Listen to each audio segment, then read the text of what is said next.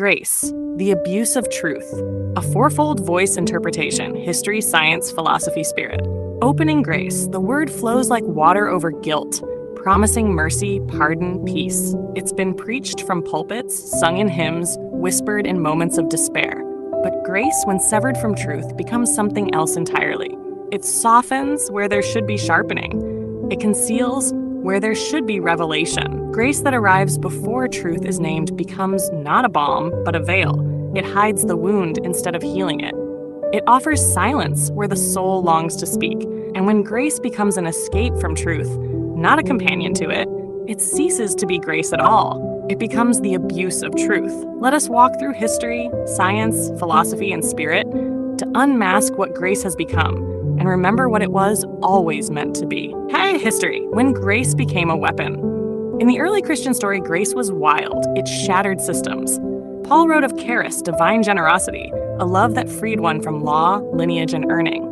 As E.P. Sanders shows in Paul and Palestinian Judaism, grace to Paul was the divine invitation to belong, not because you qualified, but because you were.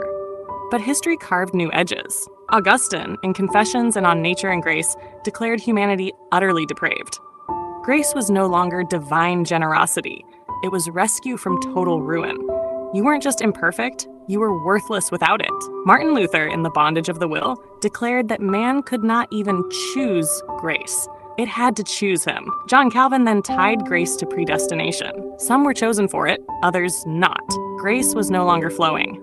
It was rationed. During colonization, grace was used to justify conquest. In John Mbede's African Religions and Philosophy, we see how entire cultures were deemed godless, and grace was their imposed salvation. But this grace demanded surrender of names, gods, languages, stories. It wasn't grace. It was erasure, even in other traditions. Hinduism's Kripa, Islam's Rahma, Buddhism's Karuna, we see moments where pure compassion was captured by institutions. What began as divine flow became doctrine, gate-kept and conditional. Grace, once a river, became a pipeline, and then a chain, the bypass of the brain. Psychologically, grace feels good.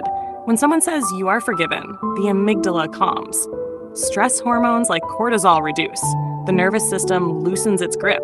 Andrew Newberg, in How God Changes Your Brain, found that experiences of unconditional acceptance activate centers of trust, empathy, and spiritual insight. But the brain loves shortcuts. Daniel Kahneman, in Thinking Fast and Slow, explains that we default to ease. Grace can become a cognitive bypass, offering relief without reflection. Bessel van der Kolk, in The Body Keeps the Score, insists that true healing only comes through facing the truth. When grace skips that process, when it says you're forgiven before what happened to you, it suppresses pain rather than transforms it.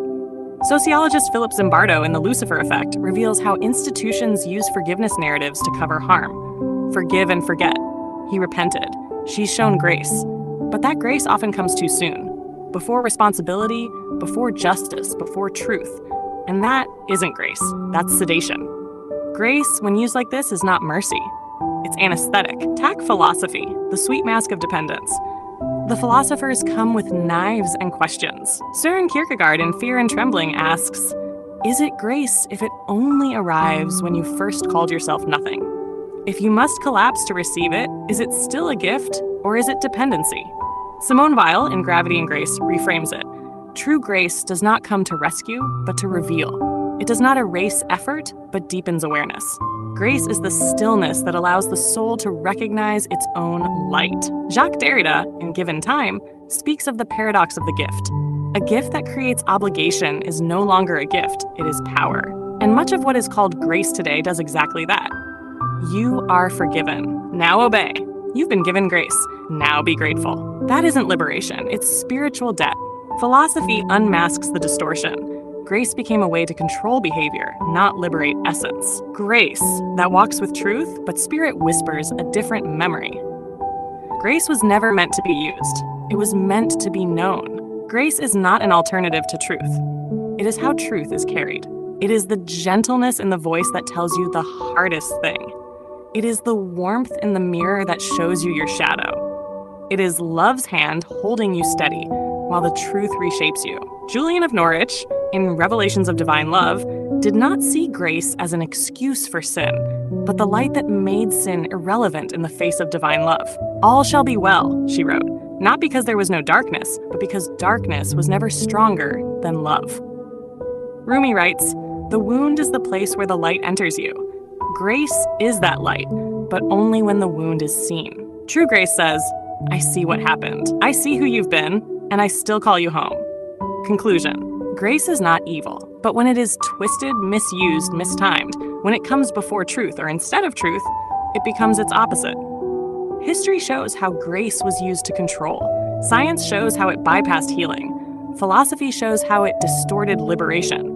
Spirit reminds us what it truly is, the tenderness that holds truth without distortion. To say grace is the abuse of truth is not to condemn grace, it is to rescue it. It is to cleanse it of sentimentality, of politics, of power. It is to remember, grace does not silence. Grace sings alongside truth. Awakening questions. 1. Have you ever received grace that silenced your truth instead of revealing it? 2. How has grace been used in your community to excuse harm or avoid accountability? 3. Can you tell the difference between grace that awakens and grace that bypasses? 4. What would it mean to reclaim grace as love that walks with truth, not around it? Final 4 lines. Grace without truth is a velvet lie.